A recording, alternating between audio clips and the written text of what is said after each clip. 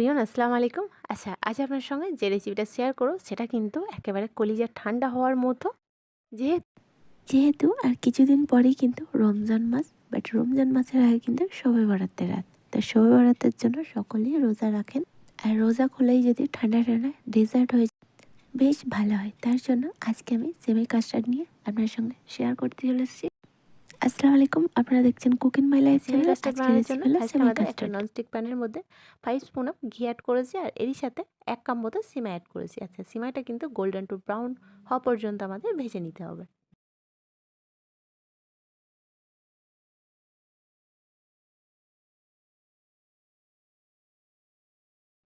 আচ্ছা, দেখে নিশ্চয়ই বুঝতে পারছেন সিমাইয়ের কালারটা কিন্তু গোল্ডেন টু ব্রাউন হয়ে গেছে। এই ক্ষেত্রে যেটা করতে হবে, আপনাদের একটা প্লেটের মধ্যে নামিয়ে নিতে হবে।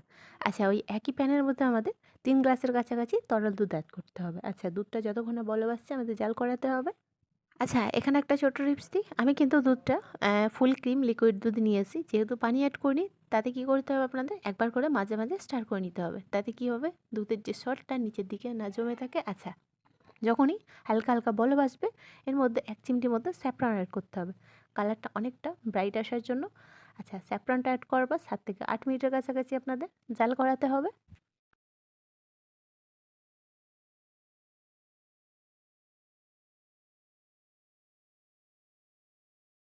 আর ঠিক যখনই দেখবেন স্যাফরনের কালারটা অনেকটা কালার ছেড়ে দিয়েছে, ঠিক ওই স্টেজে কী করতে হবে, আপনাদের ভেজে রাখা সিমাইটা অ্যাড করতে হবে। আচ্ছা, সিমাইটা অ্যাড করার পর ভালো করে একটু মিশিয়ে নিন।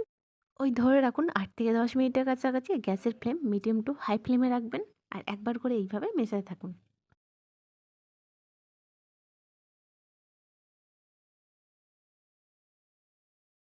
আচ্ছা, সিমাইটা কিন্তু ফাইনালি আমাদের কুক হয়ে গেছে। এরপর হচ্ছে মিষ্টির জন্য আমি ওই হাফ কাপের মতো চিনি অ্যাড করলাম। আপনারা চাইলে পাউডার সুগার অ্যাড করতে পারেন।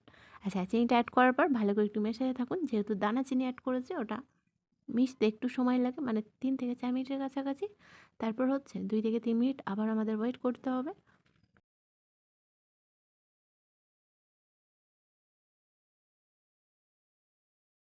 আচ্ছা, চিনিটা কিন্তু খুব ভালোভাবে মিশে গেছে। আচ্ছা, এই স্টেজে কী করতে হবে, একটা বাটির মধ্যে তরল দুধ নিয়েছি, আর এরই সাথে 2 চা চামচ মতো কাস্টার্ড পাউডার অ্যাড করতে হবে। আচ্ছা, কাস্টার্ড পাউডারটা খুব ভালোভাবে মেশাতে হবে। তারপর হচ্ছে এই সেমাই এবং দুধের সাথে অ্যাড করে দিতে হবে।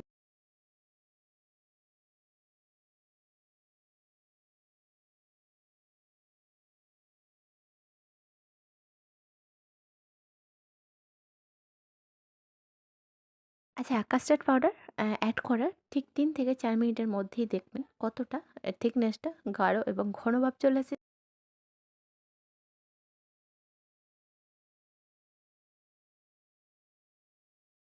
আর ঠিক এই স্টেজে কী করতে হবে, গ্যাসের ফ্লেম অফ করে আপনারা এটা নামিয়ে নিন, আর একটা মিক্সিং বোলের মধ্যে অ্যাড করে নিন। তারপর একটু ঠান্ডা হলে ফ্রিজের মধ্যে 2 ঘন্টার মতো ঠান্ডা হতে রেখে দিন। যেহেতু কলিজা ঠান্ডা হওয়ার মতো কাস্টার্ড বানাবো বলেছি, তো ফ্রিজের মধ্যে তো রাখতেই হবে।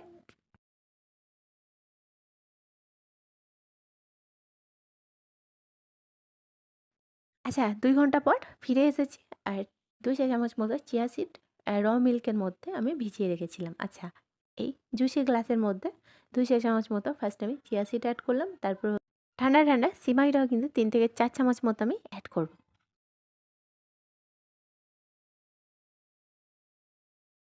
আচ্ছা, সিমাই কাস্টার্ডটা একটু ফ্লেভারফুল এবং টেস্টি বানানোর জন্য এখানে বেদানার বীজ অ্যাড করছি। দেখতেও কিন্তু অনেকটা সুন্দর লাগবে, আর খেতেও কিন্তু অনেকটাই সুস্বাদু হবে।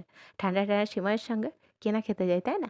আচ্ছা, তারপর হচ্ছে অ্যাপেল কুচো করে রেখেছিলাম, এর মধ্যে অ্যাড করে দিলাম। আচ্ছা, আবারও কিন্তু আমি ঠান্ডা ঠান্ডা সিমাই অ্যাড করছি। শেষে কিন্তু আবারও ঠান্ডা সিমাই অ্যাড করে ওপর থেকে বেদানার বীজ অ্যাড, এবং লাস্ট হচ্ছে অ্যাপেল কুচো দিয়ে ফিনিশ করুন সিমাই কাস্টার্ড। আশা করছি প্রত্যেকটা রেসিপির মতো এই রেসিপিটাও আপনাদের কাছে অনেকটাই ভালো লেগেছে, আর ভালো লাগলে প্রত্যেকবারের মতো কমেন্টে জানাতে ভুলবেন না। আমি কিন্তু আশা রাখছি এই সবাই বাড়াতে কিন্তু রোজা খোলার পর সিমাই কাস্টার্ডটা একবার ট্রাই করে দেখুন, মার্শাল্লাহ অনেকটা ভালো লাগবে। বাই দ্য ওয়ে, আপনারা দেখছিলেন কুকিং মাই লাইফ চ্যানেল। আজকের রেসিপি ছিল সিমাই কাস্টার্ড।